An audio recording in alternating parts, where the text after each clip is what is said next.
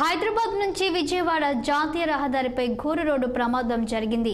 ప్రమాద సమయంలో కారులో 8 మంది ప్రయాణిస్తున్నారు. 6 అక్కడికక్కడే చనిపోయారు. సమాచారం అందుకున్న వెంటనే పోలీసులు ఘటనా స్థలికి చేరుకొని సహాయక చర్యలు చేపట్టారు. తీవ్రంగా గాయపడిన 2ని చికిత్స కోసం ఆసుపత్రికి తరలించారు. వాళ్ళ పరిస్థితి కూడా విషమంగా ఉంది. మృతదేహాలను పోస్టుమార్టం కోసం కోదాడ ప్రభుత్వ ఆసుపత్రికి తరలించారు.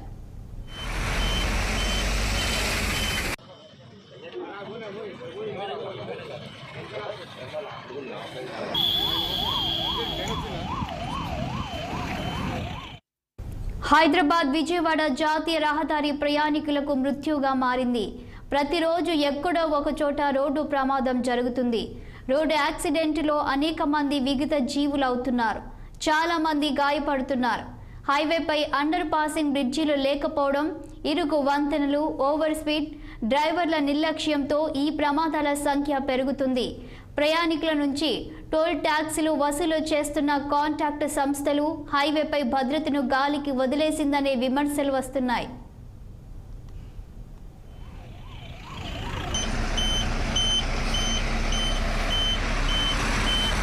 పొద్దున 4:30 సమయంలో ఒక అర్టిగా వెహికల్, దాంట్లో 10 మెంబర్స్ ట్రావెల్ చేస్తుంటారు.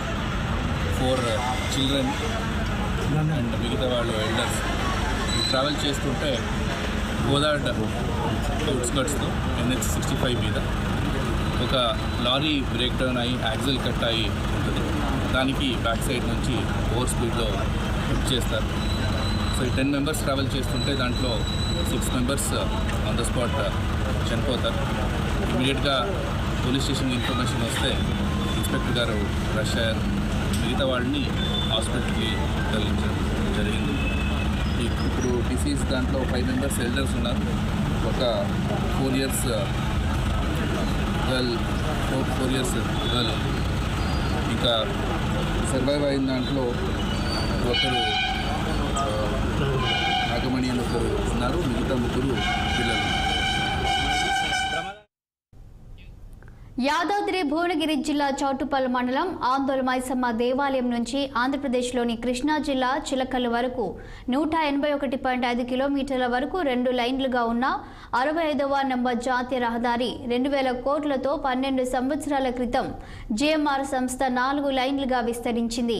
ఇందుకోసం ఖర్చు పెట్టిన డబ్బులను నేషనల్ హైవేపై ఉమ్మడి నల్గొండ జిల్లా చౌటుప్పల్ మండలం పంతంగి కేతపల్లి మండలం కొర్లపహాడ్ దగ్గర ఆంధ్రప్రదేశ్లోని కృష్ణా జిల్లా చిల్లకల్లు దగ్గర టోల్ ప్లాజాను JMR సంస్థ ఏర్పాటు చేసింది. 2012 నుండి టోల్ ఫీజు చేస్తున్నారు.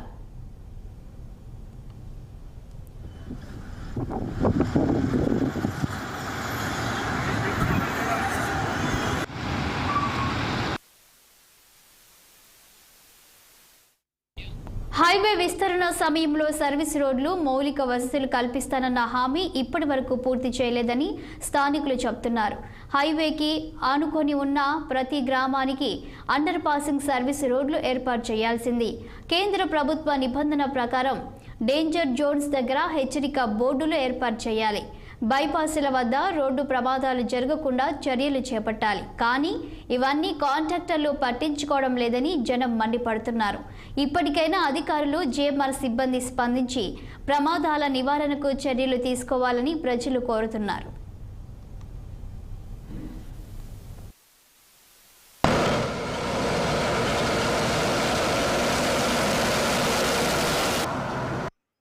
యాక్సిడెంట్ అయిన వాళ్ళు మా బంధువులు, పిన్ని, బాబాయి, తమ్ముడు వాళ్ళ భార్య, అదేవిధంగా మా చెల్లి వాళ్ళ భర్త, వాళ్ళ పాప వాళ్ళు హైదరాబాద్లో ఉంటున్నారు. చిన్న పాప, చెల్లి వాళ్ళ చిన్న పాపకి చెవులు కుట్టించాలని అంటూ హైదరాబాద్ నుంచి విజయవాడ వస్తుంది. యాక్సిడెంట్ జరిగిందని చెప్పి విజయవాడ ఎక్కడికి పోతున్నారు? విజయవాడ గుంతలు వెళ్తున్నారు. చిన్న పాపకి లావణ్య, చిన్న పాపకి చెవులు కుట్టిందని ఫంక్షన్ పెట్టుకున్నారు. నిజానికి మేము కూడా వాళ్ళకి కలవాల్సి ఉన్నాం. నాకు ఫోన్ చేశారు, దీనికంటే 4:30 ఫోన్ చేశారు, వస్తున్నాము చిలకల వరకు రావాలని. బయలుదేరి వచ్చి ఒక పావు గంటలు మళ్ళీ ఫోన్ చేసి ఎవరు చెప్పారు తెలియదు, నన్ను ఫోన్ చేసి చెప్పారు ఇలా చనిపోయారు. మాకు ఫస్ట్ ఎప్పుడు అయితే ఇద్దరని చెప్పి తెలిసి అంతా ఒకే కుటుంబం ఉంది. ఒక ఆయన అల్లుడు ఉన్నాడు. వీళ్ళంతా ఒక 5గురు ఇప్పుడు చనిపోయింది. 4 గోవిందపురం, శ్రీకాంత్ అన్నతను అల్లుడు, లక్ష్మీరాల పాపది వాళ్ళ పాప. హైదరాబాద్ విజయవాడ రహదారిపై ఇలాంటి ప్రమాదాలు సర్వసాధారణమైపోయాయి. దీనికి కారణాలేంటి? హైవే విస్తరణ జరిగినప్పటికీ రోడ్డు ప్రమాదాలు ఈ స్థాయిలో జరుగుతున్నాయంటే వైఫల్యం ఎక్కడ ఉంది? ప్రమాదానికి కారణమయ్యే విధంగా రోడ్డు మీద వాహనాలు నిలిపి ఉంచుతుంటే స్థానిక అధికారులు ఏం చేస్తున్నారు? జాతీయ రహదారిపై రోడ్డు ప్రమాదాలపై మరింత సమాచారం మా నల్గొండ జిల్లా ప్రతినిధి పరమేశ్ అందిస్తారు. హైదరాబాద్ విజయవాడ జాతీయ రహదారి ప్రయాణికుల పాలిట శాపంగా మారిందని చెప్పుకోవచ్చు. నిత్యం ఏదో ఒకటి చోట అనేక యాక్సిడెంట్లు జరుగుతున్నటువంటి పరిస్థితి ఉంది. ఈ ప్రమాదంలో చాలామంది అయితే చనిపోతున్నటువంటి పరిస్థితి ఉంది. కొంతమంది అయితే ప్రమాదాలు జరిగి గాయాలతోటి వికలాంగులు అవుతున్నటువంటి పరిస్థితి కూడా కనిపిస్తూ ఉంది. అయితే ఏదైతే ఈ జాతీయ రహదారి మన విజువల్స్లో కూడా చూడవచ్చు, ఇది ఒక 12 సంవత్సరాల క్రితం 2 లైన్ల జాతీయ రహదారిగా ఉండేది. 12 సంవత్సరాల క్రితం 2000 కోట్లతో అయితే ఈ జాతీయ రహదారి నిర్మించినటువంటి పరిస్థితి ఉంది. 4 లైన్లుగా ఏర్పాటు చేయడం జరిగింది. ఈ 4 లైన్లుగా ఏర్పాటు చేసినటువంటి పరిస్థితులలో ఈ 180 కిలోమీటర్ల డిస్టెన్స్ ఉంటుంది జాతీయ రహదారి. ఏదైతే యాదాద్రి జిల్లా చౌటుప్పల్ మండలం ఆందోళన మైసమ్మ కాడ నుంచి స్టార్ట్ అవుతుంది జాతీయ రహదారి. ఇక్కడ నుండి కృష్ణా జిల్లా చిల్లకల్లు టోల్గేట్ వరకు ఉంటుంది. ఈ డిస్టెన్స్ మొత్తం కూడా 180 కిలోమీటర్లు ఉంటుంది. ఈ ఏదైతే 2000 కోట్లతోటి నిర్మించినటువంటి జాతీయ రహదారి వెంబడి కూడా సర్వీస్ రోడ్లు కావచ్చు, అండర్ పాస్లు కావచ్చు, గ్రామాలకు వెళ్ళడానికి అండర్ పాస్లు కానీ నిర్మించాల్సిన అవసరం ఉంది.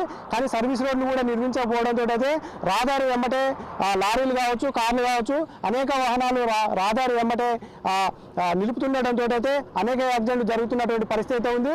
ఈ 2000 కోట్లతోటి నిర్మించినటువంటి ఈ జిఎంఆర్ సంస్థ ఈ డబ్బులు వసూలు చేసుకోవడానికి 3 చోట్లనైతే టోల్గేట్లు ఏర్పాటు చేసినటువంటి పరిస్థితి ఉంది. చౌటుపల్లి మండలంలో పంతంగి దగ్గర, కేతపల్లి మండలంలో కొల్లపాడు దగ్గర, కృష్ణా జిల్లాకు సంబంధించినటువంటి చిల్లకల్లి దగ్గర ఈ 3 టోల్గేట్లను ఏర్పాటు చేసి వాహనదారుల నుంచి ఫీజు అయితే వసూలు చేస్తున్నటువంటి పరిస్థితి అయితే కనిపిస్తుంది. ఓన్లీ కేవలం ఈ కాంట్రాక్ట్ సంస్థకు టోల్గేట్ల దగ్గర వాహనదారుల నుంచి టోల్ ఫీజులు వసూలు చేయడం మీద ఉన్న శ్రద్ధ ఈ వాహనకు సంబంధించినటువంటి రహదారి మీద పెట్టడం లేదని చెప్పేసి విమర్శలు కూడా వస్తున్నాయి. ఒక 3 రోజుల క్రితం ఇదే కోదాడ మండలం మునిగాల దగ్గర ఒక 2 దంపతులు చనిపోవడం జరిగింది. ఏదైతే నిన్న ఇదే కోదాడ మండలం దగ్గర ఒక బస్సు యాక్సిడెంట్ జరగడం కూడా చూడొచ్చు. ఒక వారం 10 రోజుల క్రితం సూర్యాపేట హైవేలో కూడా యాక్సిడెంట్ జరిగి కొంతమంది విద్యార్థులు కూడా చనిపోయినటువంటి పరిస్థితి ఉంది. నిత్యం ఈ హైవేల మీద అనేక యాక్సిడెంట్లు జరుగుతున్నా కానీ అధికారులు కావచ్చు, జిఎంఆర్ సిబ్బంది కావచ్చు ఎలాంటి నివారణ చర్యలు కూడా చేపట్టడం లేదని పెద్ద ఎత్తున విమర్శలు కూడా వస్తున్నటువంటి పరిస్థితి అయితే ఉంది. ఏదైతే ఈ యాక్సిడెంట్ జరిగేటటువంటి చోట్ల రెడ్ జోన్లుగా విభజించి ఇక్కడ యాక్సిడెంట్ జరగడానికి వాహనాలు స్లోగా వెళ్ళడానికి స్పీడ్ మీటర్లు కావచ్చు, లేకుంటే ప్రమాద సూచికలు కూడా ఏర్పాటు చేయాలని చెప్పేసి పెద్ద ఎత్తున డిమాండ్ వస్తున్నటువంటి పరిస్థితి కూడా ఉంది.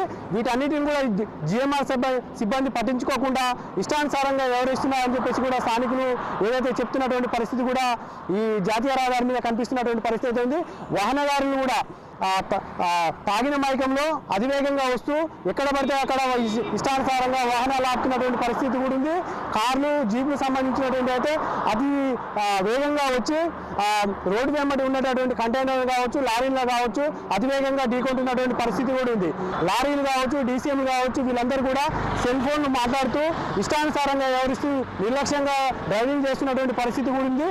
వీటన్నిటిని కూడా కట్టడి చేయడానికి అధికారులు కావచ్చు, జిఎంఆర్ సిబ్బంది కావచ్చు అనేక చర్యలు చేపట్టాల్సిన అవసరం ఉందని చెప్పేసి పెద్ద ఎత్తున డిమాండ్ వస్తున్నటువంటి పరిస్థితి ఉంది. ఇప్పటికైనా ఈ నేషనల్ హైవే మీద ఏదైతే యాక్సిడెంట్లు జరుగుతున్నాయో వాటన్నిటిని కూడా రెడ్ జోన్లుగా విభజించి అక్కడ చర్యలు తీసుకోవాల్సిన అవసరం ఉందని చెప్పేసి పెద్ద ఎత్తున డిమాండ్ వస్తున్నటువంటి పరిస్థితి ఉంది.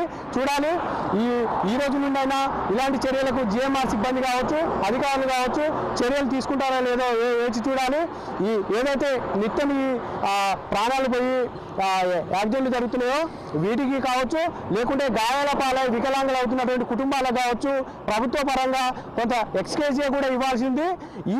ఈ వైపు కూడా ప్రభుత్వం చర్యలు తీసుకుంటలేదని చెప్పేసి పెద్ద ఎత్తున ప్రజల నుండి అయితే డిమాండ్ వస్తున్నటువంటి పరిస్థితి అయితే ఉంది. వాహనదారులను కట్టడి చేయడం ఎంత అవసరమో ఈ ప్రమాదంలో చనిపోయిన వారికి ఎక్స్కేసీ ఇవ్వడం కూడా అంతే అవసరం అని చెప్పేసి ప్రజల నుండి డిమాండ్ వస్తున్నటువంటి పరిస్థితి అయితే ఉమ్మడి నల్గొండ జిల్లాలో కనిపిస్తూ ఉంది. ఇది ఇక్కడ ఉన్నటువంటి తాజా పరిస్థితి. కెమెరామెన్ శేఖర్తో పరమేష్ 6 TV.